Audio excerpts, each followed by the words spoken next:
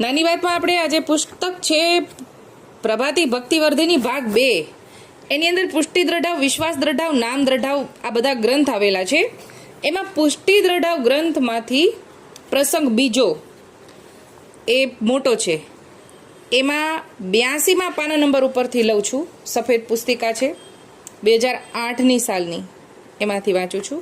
વૈષ્ણવનું કર્તવ્ય સમજાવે છે કે વૈષ્ણવે હંસનો ગુણ લેવો, જે મુક્તા ફળ વિના ચાંચ ન બોળે, તેમ પોતાના પ્રભુ વિના બીજે ઠામ મન ન ઘાલવું. એટલે કે મોતી હોય ને એનો જ ચારો ચરે, એ વિના ચાંચ નીચે ન મૂકે હંસ.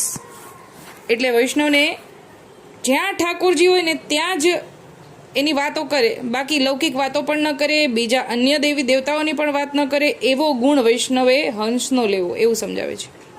જેમ નરસિંહ મહેતે પોતાની ટેક મૂકી નહીં, મરણ લગી રાજા માંડલિક ખડક લઈને માથે ઊભો રહ્યો, તેઓ પોતાની ટેક ન મૂકી. પછી ઠાકોરજીએ હાર આપ્યો અને નરસિંહ મહેતાને કૃપા કીધી. રાજા માંડલિકે વૈષ્ણવનો દ્રોહ કીધો, એ માટે એ મલેચ્છ થયો. વૈષ્ણવે પતિવ્રતાની ટેક રાખવી, પોતાના પ્રભુજીને હૃદયમાં રાખે એને વૈષ્ણવ કહીએ. જેને પરણ્યા છે એ જ આપણા ધણી. વળી લૌકિકમાં પરણ્યા હોઈએ એ સ્ત્રી પોતાના ભરથારને મૂકીને બીજાને ભજતી નથી. કોઈ કાંઈ કહે છે તે ઉપર રીસ કરે છે, ગાલી દે છે, વઢે છે. એટલે કે અહીંયા એમ કહેવા માગે છે કે પત્ની પોતાના પતિની વિરુદ્ધ અગર કોઈ બોલે તો એની સાથે ઝઘડી લે છે ને, વઢી દે છે. તો એ તો એક જ જન્મનો સંબંધ છે, તો તેનું પતિવ્રતાપણું રાખે છે. આ તો આપણા જન્મો જન્મના ધણી છે, તો તે ઉપર કેમ ટેક ન રાખીએ? વળી કોક કહેશે કે સ્માર્ત ક્યાં, તે વૈષ્ણવ ક્યાં? એ ઉપર કહે છે કે જેને સ્વરૂપ નિષ્ઠા નથી આવતી તે સ્માર્ત, અને સ્વરૂપ નિષ્ઠા આવી એ વૈષ્ણવ. એટલે અહીંયા આટલા ફકરામાં એમ સમજાવ્યું કે લૌકિક પતિને પણ કોઈ કહી જાય તો કેવા બાંધવા નીકળી પડીએ છે કે કંઈ કહેવાનું નહીં. એવી રીતે આ તો આ જન્મના છે, આ જન્મ પછી બીજો આવતા જન્મનું કાંઈ ખબર નથી. આ તો આ ઠાકોરજી જે છે આપણા ધણી જન્મો જન્મના છે, અલૌકિક ધણી છે, તો એની ટેક તો આપણે રાખવી જોઈએ. આ જન્મના ધણી પૂરતી રાખીએ છીએ તો પછી જન્મો જન્મના ધણીની તો ટેક રાખવી જોઈએ, એમ સમજાવ્યું. હવે વૈષ્ણવે શું કરવું એ ઉપર કહે છે કે જુગલ સ્વરૂપ પ્રભુ જે આપણા પ્રભુજી દર્શન આપે છે એવું સ્વરૂપ મનમાં ધરીને સેવા કરવી. એટલે આપણા ઘરે માથે બિરાજતા ઠાકોરજી જુગલ સ્વરૂપે બિરાજે છે એવું ભાવથી સેવા કરવી. પ્રાતઃકાલે ઉઠીને ભગવત સ્મરણ કરીને દેહ કૃત્ય કરીએ, દંત ધાવન કરીએ.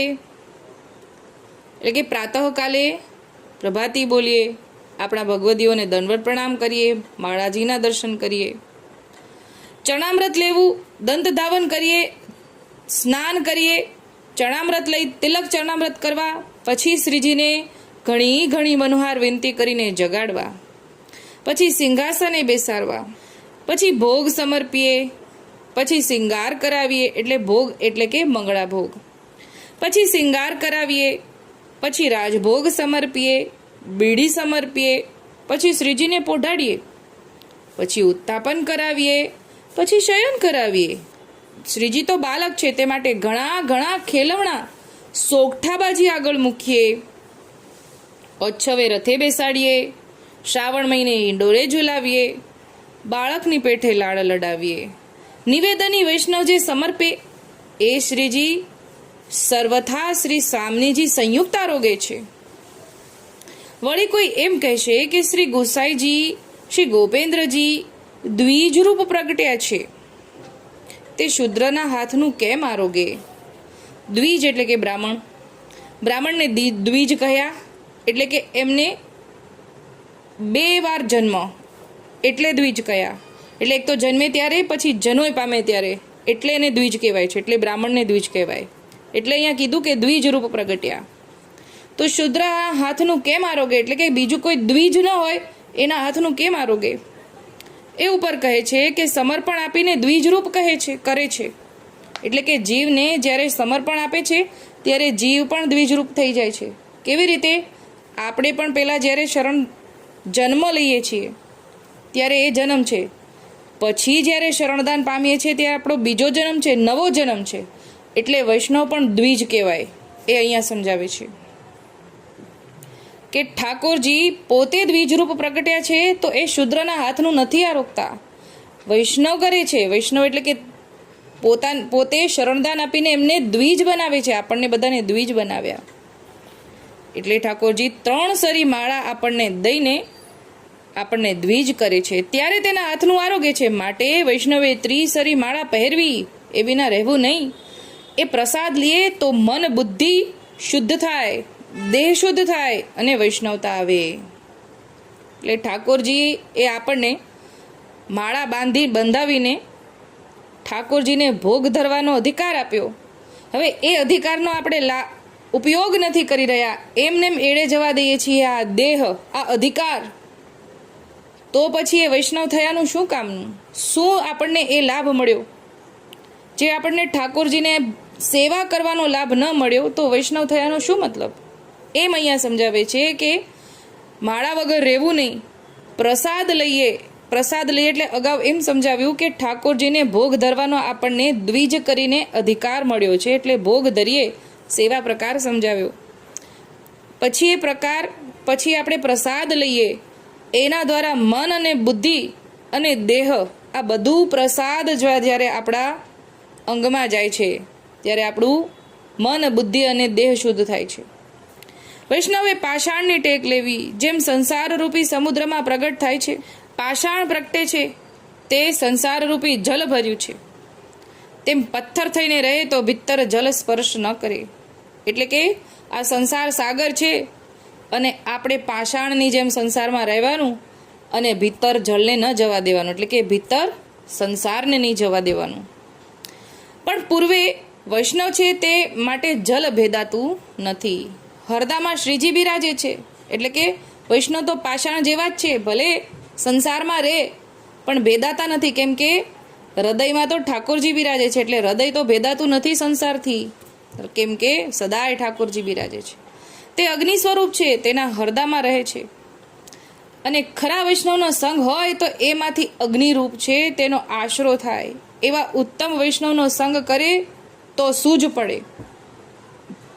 શ્રીજી અગ્નિ સ્વરૂપ છે, અગ્નિ ઊંચો છે, એના ઉપર કાંઈ ધરીએ તો પરિપક્વ થાય અને નવનીત જેવો સ્વભાવ કોમળ છે. અહીંયા એમ સમજાવે છે કે ઠાકોરજી અગ્નિ સ્વરૂપ, અગ્નિ કુળમાંથી છે. દૂધને ગરમ કરીએ, માખણ મટીને ઘૃત થાય, તેમ લૌકિક મટીને વૈષ્ણવ થાય ને પોતાનું નામ ફરે છે. એમ ઘૃત વિના વસ્તુમાં સ્વાદ નહીં, એમ વૈષ્ણવ વિના લૌકિક તેમાં સ્વાદ નહીં. અહીંયા એમ સમજાવે છે કે જેમ અગ્નિ વગર માખણમાંથી ઘી નથી થતું, એમ ભગવદીના સંગ વગર વૈષ્ણવ લૌકિક મટીને વૈષ્ણવ નથી થતો. જેમ એક બગડેલી વસ્તુ સર્વનો સ્વાદ બગાડે છે, એમ લૌકિક છે એ સર્વનો સ્વાદ બગાડે છે. એટલે કે લૌકિક છે એ આપણો અલૌકિકતા બગાડે છે. વળી વૈષ્ણવે તક્રનો એટલે કે છાસનો ગુણ લેવો. જેમ જેમ મથી એમ નવનીત થાય, એટલે કે જેમ જેમ વલોવી એમ નવનીત થાય. અને પોતાનામાં જળ ભળે તેને પોતે સરખું કરે અને પોતે જળ ન થાય, એમ લૌકિક છોડે અને વૈષ્ણવને મળે તો વૈષ્ણવ થાય. એટલે અહીંયા એમ કહે છે કે જેમ છાસને વલોયા પછી માખણ છોડે ને, છાસમાંથી માખણ થાય, એમ વૈષ્ણવ જળને છોડી દે અને માખણ નીકળે.